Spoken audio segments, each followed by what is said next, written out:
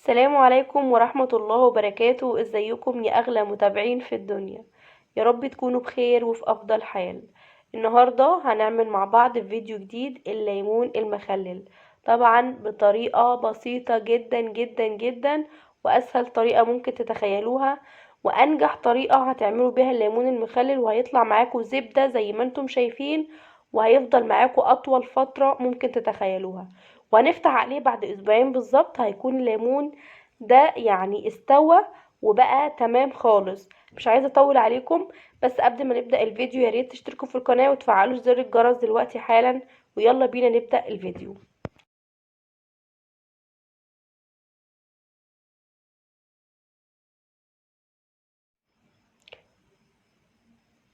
يلا بينا نسمي الله ونبدا ونقول المقادير. قبل ما نبدا نصلي على النبي في الكومنتات: اللهم صل وسلم وبارك على سيدنا محمد. معايا هنا نص كيلو من الفلفل الاحمر، فلفل حامي على فلفل بارد. وهنا برضو كان معايا 2 كيلو ونص من الليمون. الليمون ده انا كنت جايباه على بعضه كده، حبة كانوا مع الراجل، فصغير على كبير. اهم حاجة الطريقة اللي احنا هنعمل بيها الليمون، مش شكل الليمون خالص. فاهم حاجة يكون نضيف. ونشوف هنعمل الطريقة ازاي.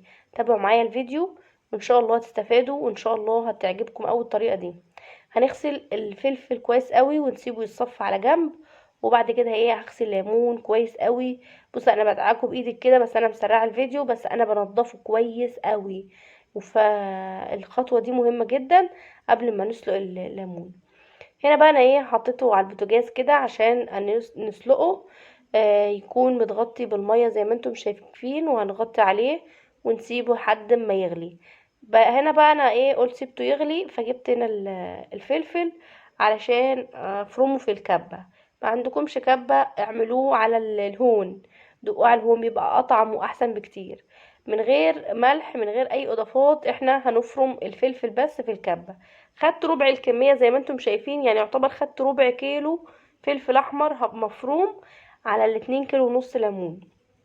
وهيدينا اللون اللي انتوا كنتوا شايفينه في اول الفيديو، والطعم كان خطير بصراحة. هنا بقى معايا ربع كيلو همت، خلاص حطيته على جنب. هرجع بقى اشوف الليمون بتاعي عمل ايه. هنا بقى كنت زودت معاهم شطة خضراء، وزودت كذا ليمونة كده انا هعصرهم على على الليمون، واحنا بنخلله هنشوف هنعمل الكلام ده ازاي. هنا بقى كان خلاص الليمون بقى معايا بدأ ان هو يغلي، فانا وقفت قدام النار عشان انا مش عايزاه يغلي كتير. ليه بقى مش عايزاه يغلي كتير؟ لانه هو اتغلى كتير هرا، هنيجي نخلله ومش هيتحمل معانا فترة طويلة، يعني على طول. انما لما احنا نغليه غلوة واحدة، يعني دقيقة بالظبط، وبعد كده نطفي عليه. فانا غلوة واحدة وهطفي عليه زي ما انتم شايفين كده لونه اتغير خالص. بعد الخطوة دي بقى بنعمل احنا بنسيبه لحد ما المية تبرد، وبعد كده بنصفيه. هنا بقى الخطوة دي لازم مهمة جدا. 3 ايام نغير على الليمون ده المية بتاعته، كل يوم 3 مرات في اليوم. يعني 3 مرات نغير عليه، 3 مرات في اليوم، 3 ايام ورا بعض. ليه بقى؟ عشان المرارة بتاعت الليمون دي تطلع منه خالص، ونفتح عليه في اقرب وقت. فهمتوا؟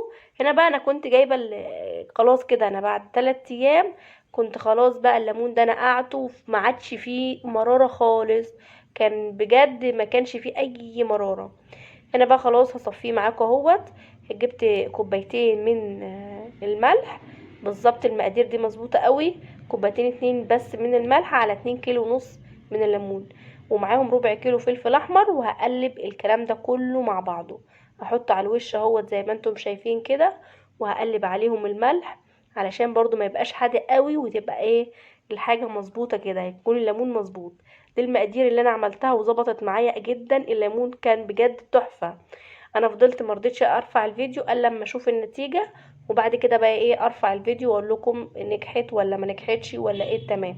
بس هو بصراحه كان كويس قوي قوي قوي، مش ان انا بقول اي كلام عشان يعني اجذب مشاهدات بس، لا والله كان جميل قوي.